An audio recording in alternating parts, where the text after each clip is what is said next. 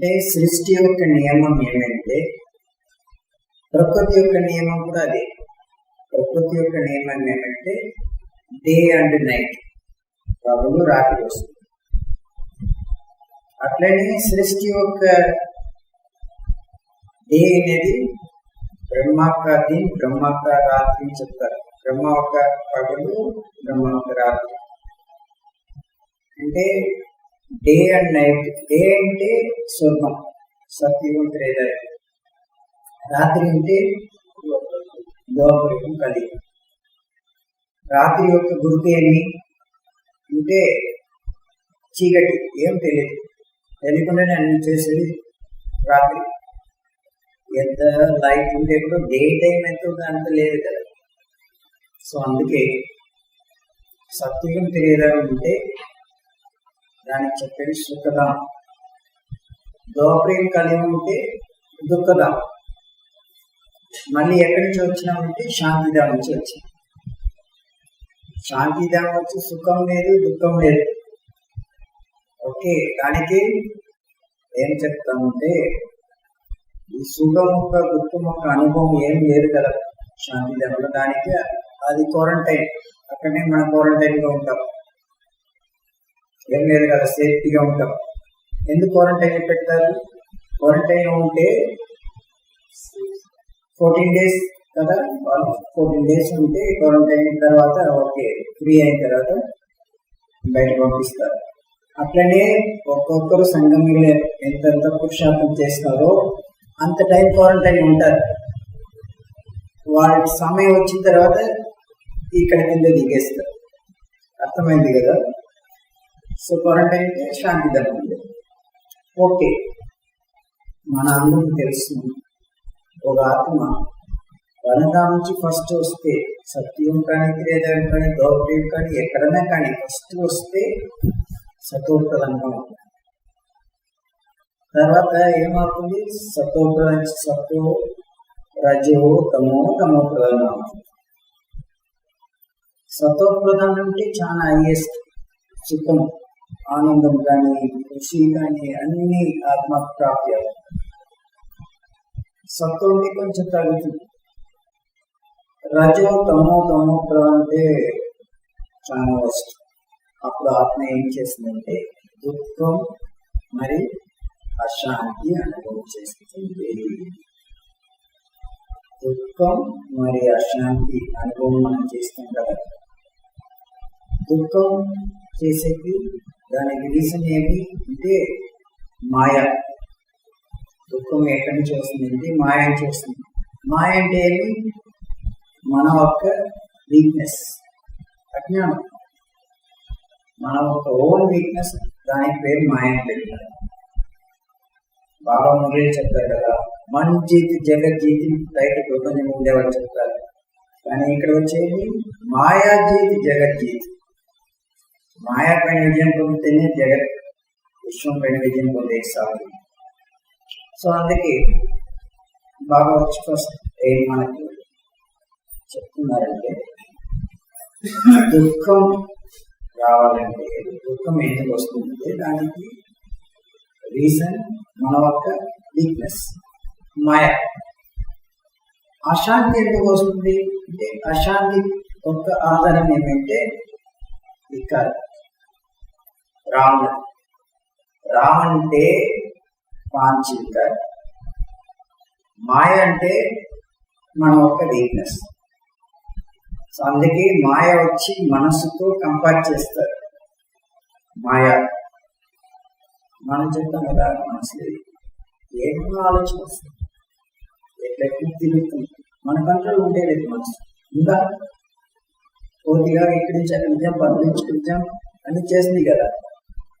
మనసు మన కంట్రోల్ లేదు.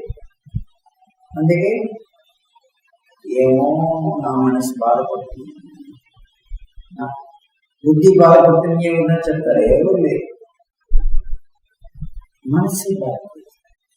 దుఃఖం అనేది మనసు నుంచి ఎందుకు వస్తుందంటే దానికి అర్థం ఏమంటే మాయ అనేది మనసులో మాయా ఒక ప్రభావం. రావణుడు అంటే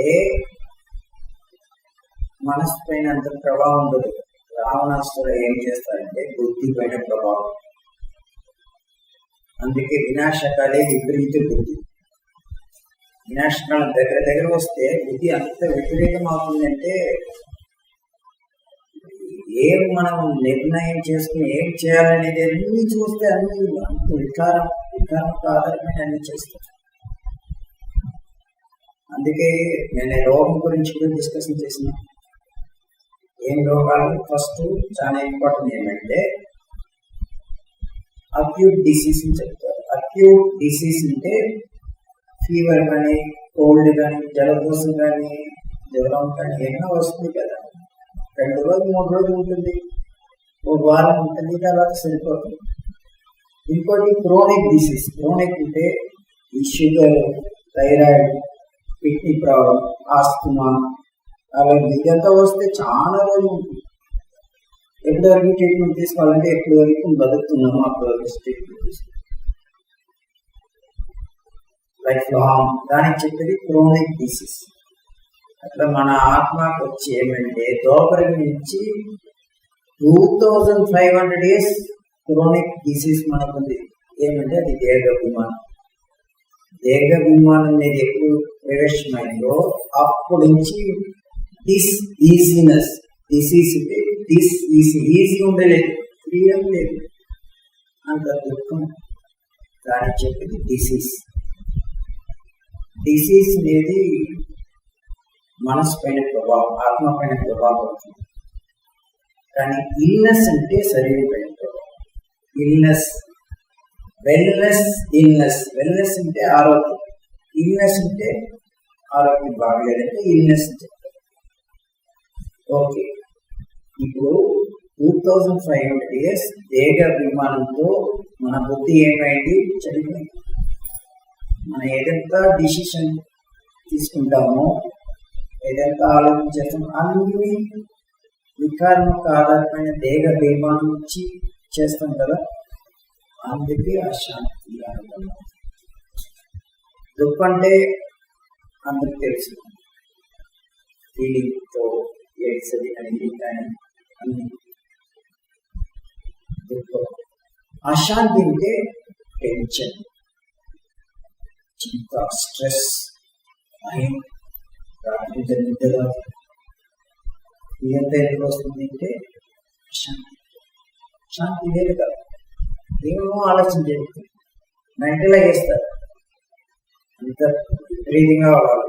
ఎందుకు అశాంతి అంటే వికారం ఎక్కడి నుంచి వస్తుంది? నాకే ఇది కావాలి, ఇంత నాకే బెనిఫిట్ కావాలి, లాభం కావాలి, ఇది కావాలి, బిజినెస్ లాస్ కావాలి, అది అన్ని తలకాయని వాడే దాన్ని అనుకో. నేను చెప్పే మాట వాడు విన్నాడు. వినేదంటే ఎక్కువగా తలకాయ వాడితే అశాంతి. కానీ ఇంకో పాయింట్స్ కూడా అర్థం చేసుకోవాలి. దిగి మాత్రం వాడితే ఏంటంటే తెలుసు కదా, హృదయం, హార్ట్ అని చెప్తారు కదా ఇంగ్లీష్లో. హార్ట్ మాత్రం వాడితే హార్ట్ అటాక్ వస్తుంది. ఒట్టి బాణం ఉంటే ఉన్నా ఇట్లా అంతే. హార్ట్ మాత్రం వాడితే హార్ట్ అటాక్ వస్తుంది. హెడ్ మాత్రం వాడితే హెడ్ అటాక్ వస్తుంది. ఈ రెండు బ్యాలెన్స్ పెట్టుకుంటే, లవ్ అండ్ లవ్ బ్యాలెన్స్ ఉంటేనే నీకే లైఫ్ బాగుంటుంది. ఎక్కడ లవ్ కావాలి అక్కడ లవ్, ఎక్కడ లవ్ అక్కడ లవ్, బ్యాలెన్స్ చేసుకోవాలి. అర్థమైంది కదా. అందుకే బాగా బ్యాలెన్స్ చేసుకుంటే నీకు బ్లెస్సింగ్స్ దొరుకుతాయి. Balance to blessings connection. Okay, ఇప్పుడు చాలా ఇంపార్టెంట్. ఆల్రెడీ నేను డిస్కషన్ చేసినాం కదా. మాయాతో దుఃఖం అనుభవం అవుతుంది అంటే దానికి ఏం చేయాలి? మాయాజీతి కావాలి, దానికోసం ఏం చేయాలి అంటే, మాయ నుంచి విజయం పొందాలంటే బాబా స్మృతి లేదు. బాబాతో యోగంతో ఏమవుతుందంటే మనం చేసిన పాపం భస్మం అవుతుంది. సుమతి యాత్రతో మనం చేసిన విఘ్నము వినాశనం. యోగం అనేది అగ్ని. యోగ అగ్నితో చేసిన పాపం భస్మం అవుతుంది. పాపం భస్మం అయితే చాలు, దుఃఖం రాదు. దుఃఖం ఎందుకు వస్తుంది? పాపం చేసినాం కదా. అందుకే భక్తి మార్గం వచ్చి ఏదంతా పాపం చేస్తుందో దానికి విమోచనం. దానికి ఏం చెప్తారు? గండం ఏమో వస్తే గండాధరి ఏమో దానికి పరిహారం చేయాలని చెప్తారు కదా. ఇట్లా చేయండి, అట్లా చేయండి, ఏమో కాశీకి వెళ్ళండి, పరిహారం చెప్తారు కదా. అట్లా భక్తి మార్గం వచ్చి పాపం చేస్తే, దుఃఖం ఉంటే దాని నుంచి ఎట్లా బయట రావాలని పరిహారం కానీ ఇది కానీ అన్ని చేస్తారు. కానీ వికర్మం ఎట్లా వినాశించాలి ఎవరికి తెలియదు. ఎందుకంటే వికర్మ గురించి నాలెడ్జ్ ఎవరికి లేదు. శాస్త్ర పురాణాలు కానీ దీంట్లో ఎక్కడ లేదు. ఎందుకంటే ద్వాపరి నుంచి వచ్చిన అన్ని ధర్మాలు వచ్చి బాబా ఏం చెప్తున్నారంటే, ఏదంతా ధర్మం కానీ క్రిస్టియన్ కానీ బుద్ధిస్ట్ కానీ ఇస్లాం ధర్మం కానీ అన్ని ధర్మాలు వచ్చింది కదా. ఒక్కొక్క ధర్మాలు వచ్చి ఒక్కొక్క డైరెక్షన్, ఇట్లా చేయండి, ఇది రైట్, అట్లా అన్ని చెప్పినారు. కానీ ఆ ధర్మం యొక్క ఆధారం ఏంటి అంటే దేవ సంబంధం. దాని యొక్క ఆధారపైన ధర్మాలు వచ్చాయి. అందుకే బాబా భగవద్గీతలు కూడా మనం చదువుతాం కదా. ఏముంది, ఏమి రాసి పెట్టినారంటే, యదా యదా ధర్మస్య జ్ఞాని భవతి పరమాత్మ. అంటే ఎప్పుడు పరమాత్మ వస్తున్నారో వచ్చి ఏం చేస్తారంటే అన్ని అధర్మం చెప్తారు. అన్ని ధర్మాన్ని వినాశం చేసి ఒక్క సత్య ధర్మం స్థాపన చేస్తారు. ఎందుకు? ధర్మాలు అనేది ఎక్కడి నుంచి వచ్చింది? దోగ నుంచి వచ్చిన తర్వాతనే మన కింద దిగి వచ్చినాము. దుఃఖం అశాంతి అందరికి వచ్చింది. ధర్మం పైన అందరూ నడియాలని చెప్తారు. అన్ని ధర్మం మంచి మంచి పాయింట్స్ లేవు దాంట్లో. కానీ ఎందుకు దాన్ని ఫాలో చేసి కాలేదు మనతో? ధర్మాలు మంచిదే కదా, ఒక్కొక్క ధర్మం మంచి మంచి పాయింట్స్ చెప్తున్నారు, ఇది కరెక్ట్. కానీ ఎందుకు ఫాలో చేసి మనకు తాకత్ లేదు, శక్తి లేదు? చాలా ఇంపార్టెంట్ ఈ పాయింట్స్. ఎందుకంటే ఇప్పుడు తండ్రి సిగరెట్ తాకుతున్నారు, ఎప్పుడు చూస్తూనే చైన్ స్మోకర్, సిగరెట్ అని అన్ని హ్యాబిట్స్ ఉంది. ఓకే, కొడుకుని చూసి సిగరెట్ తాకుంటు మంచిది లేదు, వాళ్ళు హెల్త్ స్పాయిల్ అవుతుంది అనేసి తండ్రి వచ్చి కొడుకుకు లేదంటే కూతురికి వచ్చి అడ్వైస్ చేస్తే ఉంటారా? ఎందుకు ఉండేది? సైలెంట్ గా అక్కడ వినేసి బయట వెళ్ళి ఫస్ట్ ఆయన స్టాప్ చేయించేస్తాను. ఆయన ఎప్పుడు చూసి తాకుతున్నారు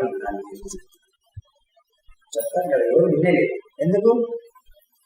మనం ఏమైనా చెప్పాలంటే మన దగ్గర ధారణ ఉంటేనే అది పనికి వస్తుంది.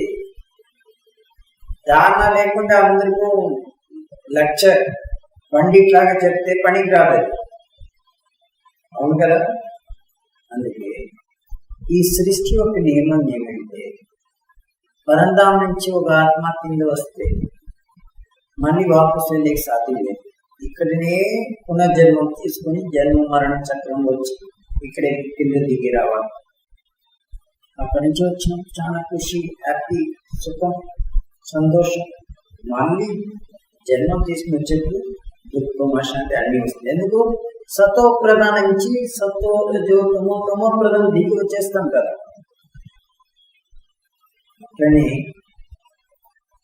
ఆత్మ భలే పుణ్యాత్మ కానీ, శ్రేష్టాత్మ కానీ, ధర్మాత్మ కానీ, ఎవరినా కానీ, పాపాత్మ కానీ, అన్ని ఆత్మలు వచ్చి కింద దిగి రావాలి.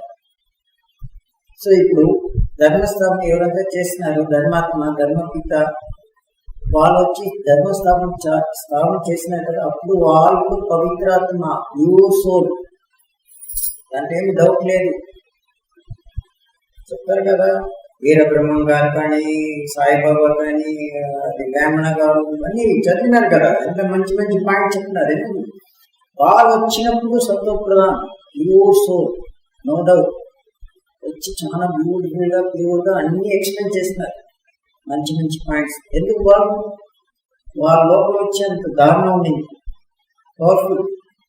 తర్వాత ఏమైంది, వాళ్ళే ఎవరంతా ధర్మస్థాపన చేసినారో ఆ ధర్మం పాలన చేయాలంటే వాళ్ళే పునర్జన్మం తీసుకుని ఆ ధర్మం నుంచి పాలన చేస్తూ వస్తున్నారు.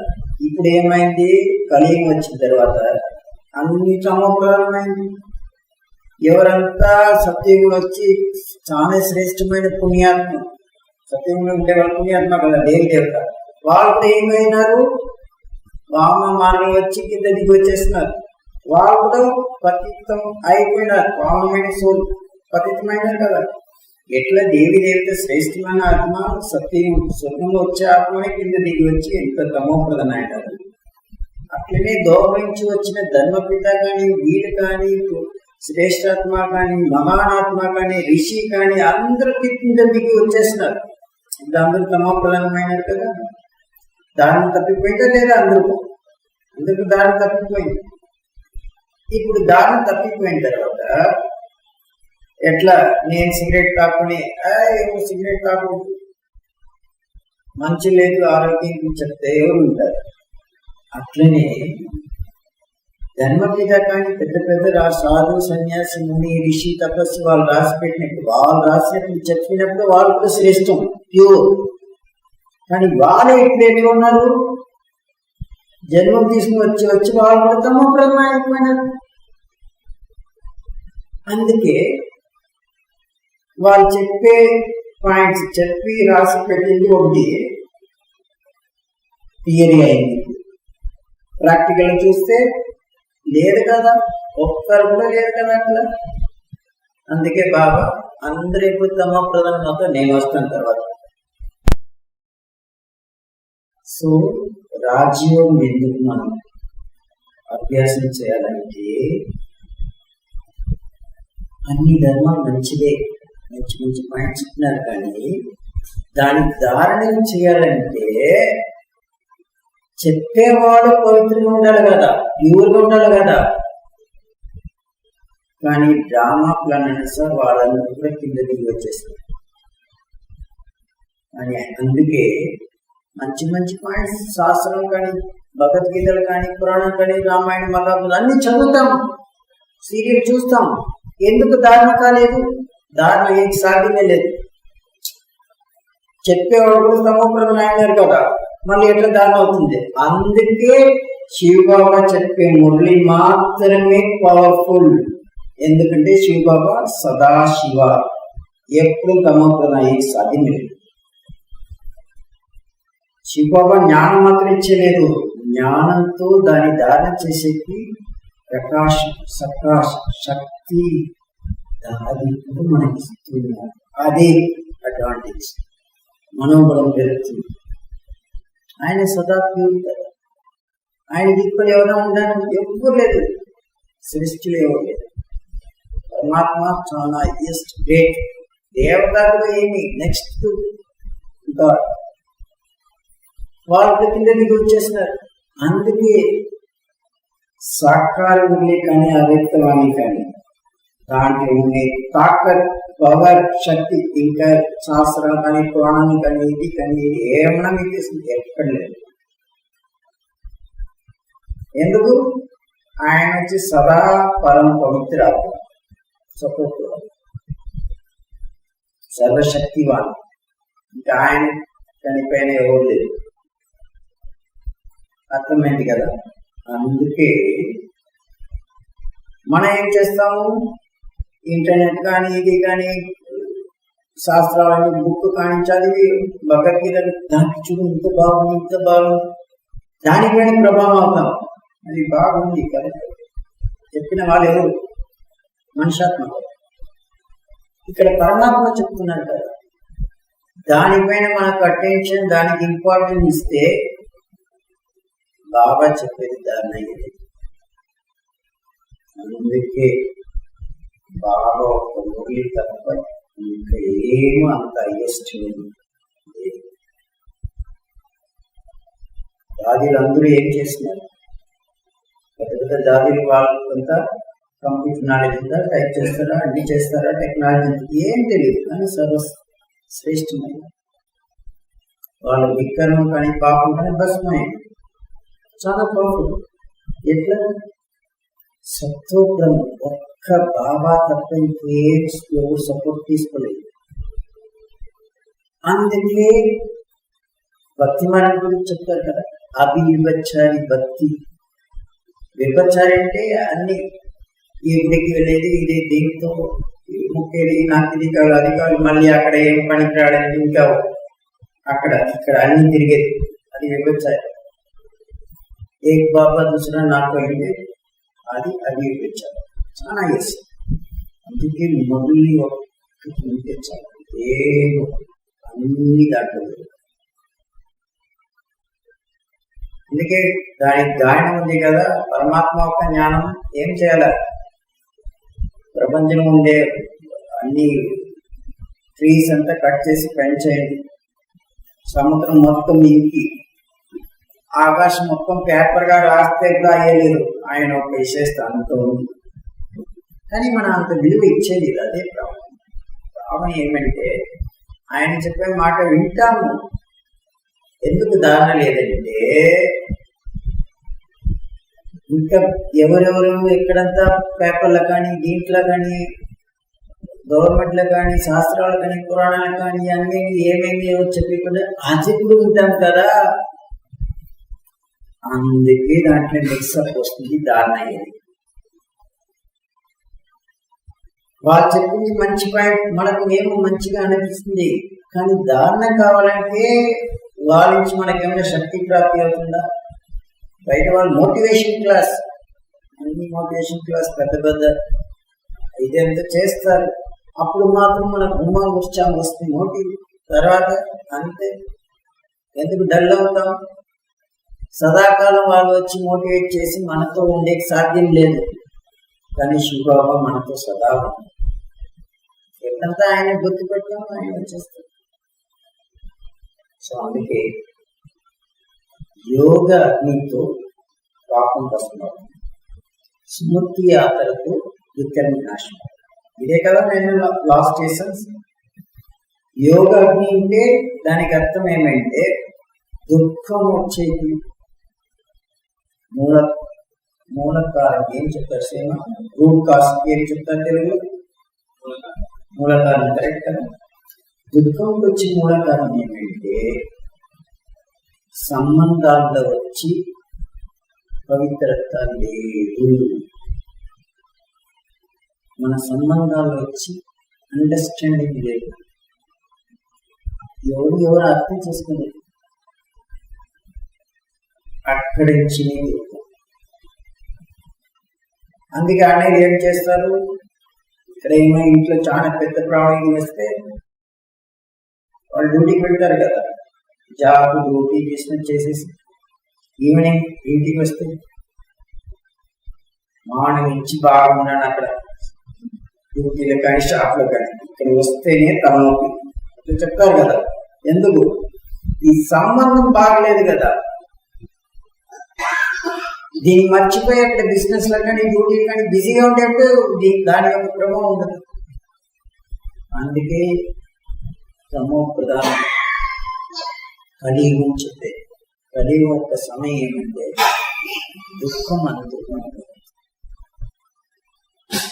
అశాంతి ఎక్కడ లేదు. మీరు షాప్లో కానీ ఇంట్లో ఉండండి, ఎక్కడన్నా ఉండండి, టెన్షన్ కోపం ఓరిస్ అది నేను ఇప్పుడు వస్తానని చూసి నీ చుట్టాలు కానీ రిలేషన్స్ ఫోన్ చేసి చెప్తారు రేపు వస్తాం, వాళ్ళు చెప్పేసి వస్తారు. కోపం వచ్చేసి చెప్పేసి వస్తుంది, ఎప్పుడు వస్తుంది మనకేం తెలుసు. Uninvited guest any time winter, ఎప్పుడన్నా కానీ రావణ ప్రేక్షలో రావణ ప్రభావం ఎనీ టైం. సో అందుకే దానికి ప్రికాషన్ ఏమైనా ఉందా? రేపు మధ్యాహ్నం 2 గంటలకి నాకు కోపం వస్తుంది, అప్పుడు నేను సెల్ ఎవరైనా చెప్పే కాకుండా ఏం చేసేది? దానికి ప్రికాషన్ ఏమంటే మృతుల యుగంలో ఎంత శాంతి సైలెన్స్ యొక్క శక్తి భావంతో సంబంధంతో అనుభవం చేస్తామో ఆ రోజు మొత్తం అట్లా ఏమన్నా పరిస్థితి వస్తే కూడా బాగా చేసుకుంటారు, టచ్ చేస్తారు. అది సేఫ్టీగా సాధన. సేఫ్టీగా సాధనతో ఏం లేదు, అదే మంచి సాధన. సేఫ్ ఉండాలంటే యోగ బలం. బాహుబలం పనికిరాదు. ఈ బలం గురించి ఫస్ట్ అర్థం చేసుకోవాలి. చాలా ఇంట్రెస్టింగ్. ఇది నాకు ప్రాబ్లం వచ్చింది. ప్రాబ్లం అంటే ఏమి, విఘ్నాలంటే ఏమి, పరిస్థితి అంటే ఏమి, అన్ని ఒకే పేరు మాత్రం వేరే పెట్టుకుంటాం. ఈ పరిస్థితి కానీ ప్రాబ్లం కానీ విఘ్నాలు కానీ వస్తే ఏమవుతుంది? ఒకటి దుఃఖం, లేదంటే అశాంతి. రెండో ఒకటి వస్తుంది కదా. ఈ దుఃఖం అశాంతి అంటే మాయా రావణం అంతే. ఈ దుఃఖం అశాంతి ఇప్పుడు ప్రాబ్లం వచ్చింది, పరిస్థితి వచ్చింది, నాకు వచ్చింది. దాన్ని ఎట్లా సాల్వ్ చేయొచ్చు తెలిసిన చాలా మెథడ్స్. ఫర్ ఎగ్జాంపుల్, ఇప్పుడు నాకేమో పెద్ద ప్రాబ్లం వచ్చింది, కానీ నా దగ్గర డబ్బులు ఎక్కువ. నేనేం చేస్తాను? ఎవరెవరికి ఎంత డబ్బులు ఇచ్చేసుకోవాలి, సాల్వ్ అవుతుంది అంతే. డబ్బులతో, ధనబలంతో సాల్వ్ చేయొచ్చు. సెకండ్, ధనం లేదు కానీ బాహుబలం ఉంది. ఊరికే నేను కొట్టేస్తాను, చంపేస్తాను అంటే అంతే, అందరూ సరే ప్రాబ్లం సాల్వ్ అయింది. సో ఫస్ట్ ధనంతో ధనబలం, సెకండ్ బాహుబలం శరీర బలంతో. ఇప్పుడు నా దగ్గర డబ్బులు లేదు, అది కూడా ఏం లేదు, బుద్ధి బలంతో ఇట్లా చేసినారా చూసుకుంటారు. అందుకని చెప్పి ఏమైనా ప్లాన్ చేసి ఇప్పుడు సాల్వ్ అయింది, ఎంత ఫ్రీగా. సో ధనబలం, బాహుబలం, బుద్ధి బలం, సరే ఇదంతా ఏం లేదు. ఏం చేసి బుద్ధి బలం అంత లేదంటే సంబంధం ఒక బలం. నా పెద్దనైనా వచ్చి ఎమ్మెల్యే, ఎంపీ అట్లా ఉన్నారు, ఇట్లా అంటే వాళ్ళతో సంబంధంతో వాళ్ళకి చెప్పేస్తుంటే చిన్న బాగులేదు. స్కూల్ వెళ్ళే ఎవరే నన్ను కొట్టే నా తల్లి దగ్గర చెప్పిస్తాను, వీళ్ళ దగ్గర చెప్పి ఎందుకు సంబంధంతో సాల్వ్ చేయొచ్చు. చేసేసి నెక్స్ట్ సంబంధం కూడా అంత ఎవరు పెద్ద ఎవరు లేదు. అప్పుడు ఏం చేయాలి? చాలా ఇంపార్టెంట్ ఏంటంటే, నేను మంచి పొజిషన్ ఉంటే చాలు. పెద్ద పొజిషన్ కలెక్టర్గా ఉంటాను, ఇట్లా ఉంటే ఎవరైనా ఏమన్నా ప్రాబ్లమ్స్ ఇది ఆయన పంపండి అంతే. పొజిషన్ యొక్క బలంతో సాల్వ్ చేయొచ్చు. ఇన్ని వెరైటీస్ టైప్స్ ఉంది.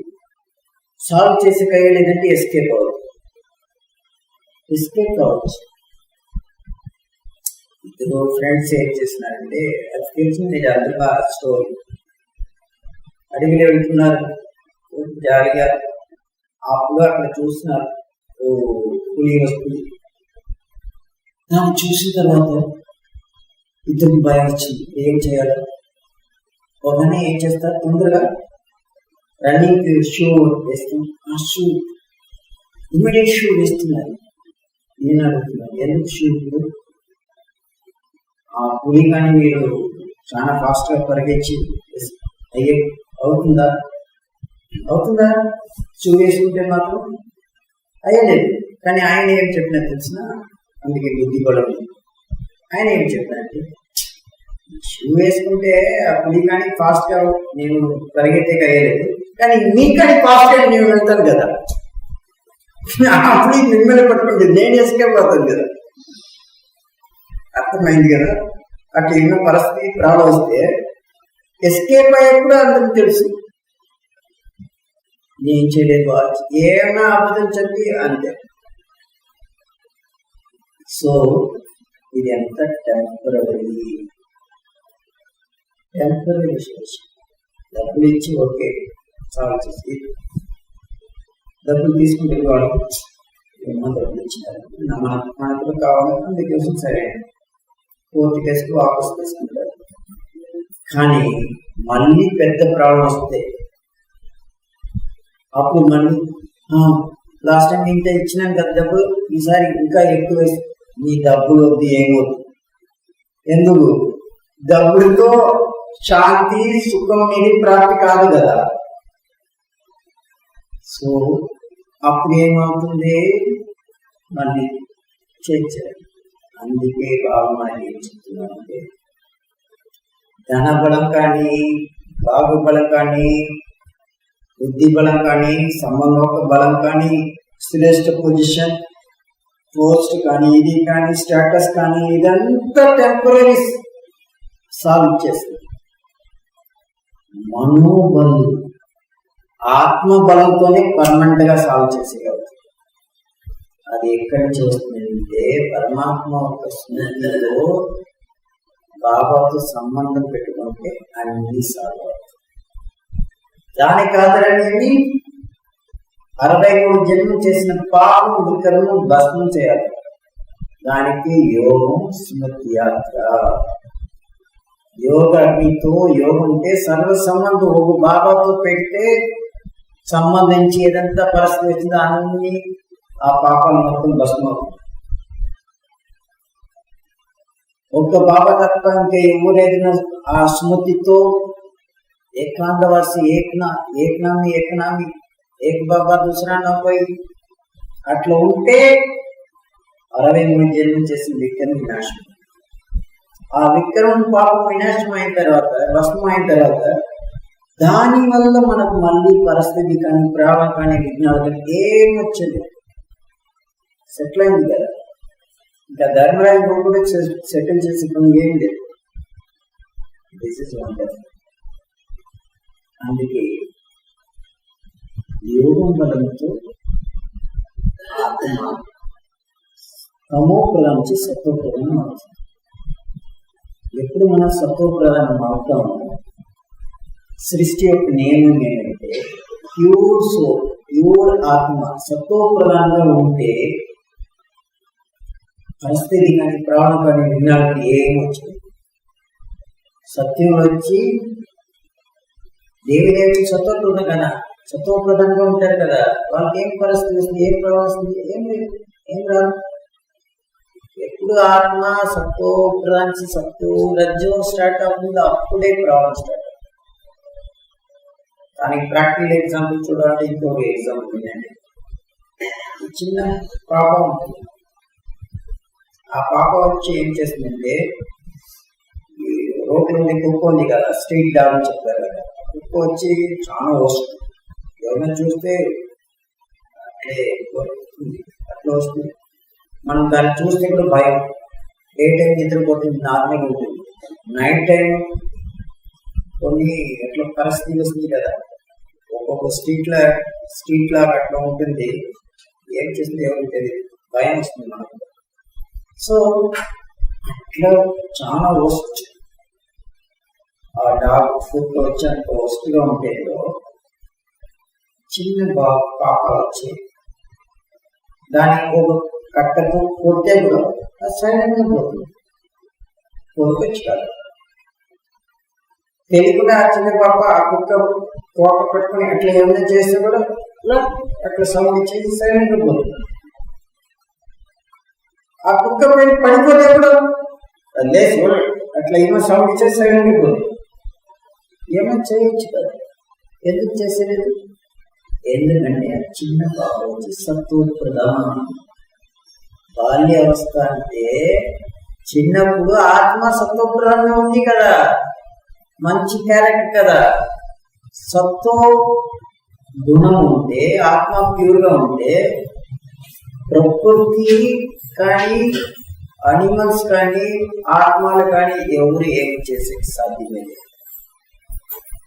ఇది ఇలా అర్థమైంది కదా, చాలా ఇంపార్టెంట్. అందుకే యోగంతో, స్మృతి యాత్రతో ఎంత ఆత్మ పవిత్రం అవుతుందో అంత పరిస్థితి నుంచి మనం బయటకు వస్తాం. మనం ఏమో ఆ కుక్కని చూసి అట్లా చూస్తే వాస్తవంగా కుక్క ఏం చేస్తుంది అంటే, మనం సైలెంట్గా ఉంటే అది సైలెంట్గా ఉంటుంది. కుక్కని చూడకూడదు, అక్కడ కుక్క అవుతుంది. దాన్ని చూస్తే అది కూడా చూసి సౌండ్ స్టార్ట్ చేస్తుంది. మీకు చూడమంటే ఇట్లా పోయితే అది సైలెంట్ అవుతుంది. అది సపోజ్ మిమ్మల్ని కొడుకు కోసం వస్తే అక్కడనే మీరు విధంగా అంగత్ సమానంగా అట్లిచ్చు ఉంటే అది సైలెంట్ అవుతుంది, ముందర రాదు. దాన్ని చూసి భయం వస్తే అది ఇంకా మీరు ఎస్కేప్ అయ్యేది ఏమైనా ట్రై చేస్తే వెనక నుంచి కొట్టేస్తుంది. ఎందుకు?